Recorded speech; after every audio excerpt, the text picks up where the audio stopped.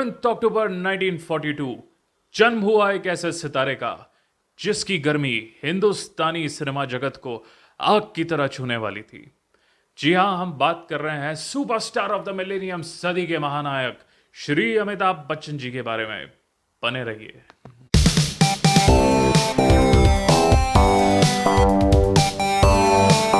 अमिताभ बच्चन जी के पिता श्री हरिवंश राय बच्चन जी ने उनका नाम इनकलाब राय श्रीवास्तव रखा। जी हाँ, श्रीवास्तव उनका फैमिली नेम था। बच्चन तो वो एज अ पोएट यूज करते थे। फिर उनके मित्र और पोएट सुमित्रा नंदन पंत जी के सजेशन पे उन्होंने अपने बेटे का नाम अमिताभ रखा, which literally translates in English as the never ending light, and it actually became his destiny. आया वो दौर जिसने ना सिर्फ बच्चन साहब के करियर की बट हिंदी फिल्म इंडस्ट्री की दशा और दिशा बदल के रख दी। जी हां, सलीम जावेद द्वारा लिखित और प्रकाश मेहरा जी द्वारा निर्देशित फिल्म जंजीर और जन्म हुआ एंग्री यंग मैन का।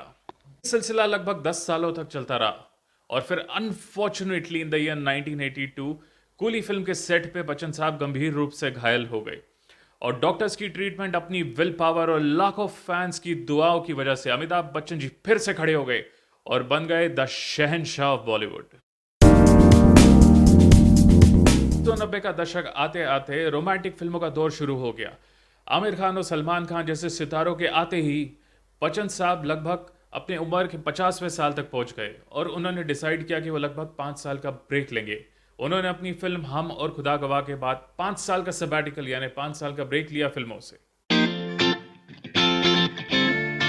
1996 की यानी कि 1996 में कम बैक किया अपनी फिल्म मृत्युदाता से, लेकिन अनफॉर्चुनेटली ये भी नहीं चली बॉक्स ऑफिस पे।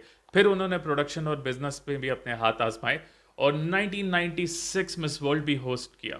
अनफॉर्चुनेटली जिसकी वजह से उन्हें भारी नुकसान झेलना पड़ा, वो काफ़ी डेट में आ गए और ये सिलसिला चलता रहा लगभग 2-3 सालों तक। और उनकी फिल्में लाल बादशाह, सूर्यवंशम भी बॉक्स ऑफिस पे इतना नहीं चली। फिर आया वो दौर जिसने उन्हें सुपरस्टार ऑफ द मिलेनियम का खिताब दिया। बात करेंगे उस बारे में। साहब जब अपने फिल्म्स और फाइनेंसेस से स्ट्रगल कर रहे थे तो यश जी ने उन्हें मोहब्बत फिल्म ऑफर की और आइकॉनिक नारायण शंकर का रोल उन्होंने किया। फिर उन्हें केबीसी ऑफर हुआ and the rest is history. He was crowned the superstar of the millennium. Bachchan साहब काम करते रहे और उन्होंने अपने जीवन में यह मकाम हासिल किया। चढ़ाव तो सबके जीवन में आते हैं, लेकिन बच्चन साहब से कुछ सीखने लायक बातें हैं जो मैं आपसे शेयर करना चाहूँगा कि उस ज़माने में जब उन्होंने अपने करियर की शुरुआत की थी तो सुपरस्टार्स टाइम के बिल्कुल पाबंद नहीं थे। पंक्चुअलिटी से उनका दूर दूर तक लेना देना नहीं था। बच्चन साहब पहले ऐसे स्टार थे जो टाइम के बिल्कुल पाबंद थे और प्रोड्यूसर्स का टाइम और पैसा का बिल्कुल नुकसान नहीं करते थे। सीखने लायक बात हमारे लिए ये है कि अगर आप अपने करियर में अच्छा नहीं कर रहे हो, लोग आपके साथ पेशेंस तभी रखेंगे जब उनको दिखाई देगा कि आप डिसिप्लिन्ड हो, कमिटेड हो और आप सीरियसली काम करना चाहते हो, जो कि बच्चन साहब थे। बात बच्चन साहब से सीखने लायक ये है कि ह्यूमिलिटी, वो बहुत विनम्र है, डाउन टू अर्थ है। इसका सबूत हमें देने की ज़रूरत नहीं। अगर आप देखिए संडे को बच्चन साहब के बंगले के बाहर जो भारी भीड़ लगी रहती है और कभी भी वो पब्लिक से जब मिलते हैं, पब्लिक उनका इंटरेक्शन होता है तो उनके हाथ पब्लिक के सामने हमेशा जुड़े ही होते हैं। That shows is humility. Bachchan साहब का वो दौर जब वो स्ट्रगल कर रहे थे, he was a superstar, his films was not doing well. This is a phase I am talking about after Mrityudaata and before KBC. तो उनको कोई शर्म नहीं थी। He was humble enough to go to mister Yash Chopra. Yash ji से उन्होंने काम मांगा और यश जी ने उन्हें मोहब्बतें दी। तो सीखने लायक बात दोस्तों हमारे लिए ये है कि आप कितने भी बड़े सुपरस्टार हो, कोई काम छोटा या बड़ा नहीं होता and you shouldn't feel ashamed asking for work, because काम मांगोगे तो काम मिलेगा। और आखिरी सीखने लायक बात बच्चन साहब से ये है his ability to bounce back after every failure. Bachchan ji हमेशा अपने फादर लेट श्री हरिवंश राय बच्चन जी को कोट करते हैं कि मन का हो तो अच्छा और मन का ना हो तो और भी अच्छा।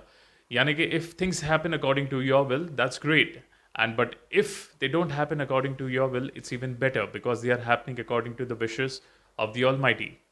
सो ये सबक और ये सीख ले कि वो अपनी लाइफ में हमेशा आगे बढ़े और हर सेटबैक और हर फेलियर से लड़ने में ये उनके काम आए। और उनके पिताजी उनको एक और बात बोलते थे कि जब तक जीवन है तब तक संघर्ष है।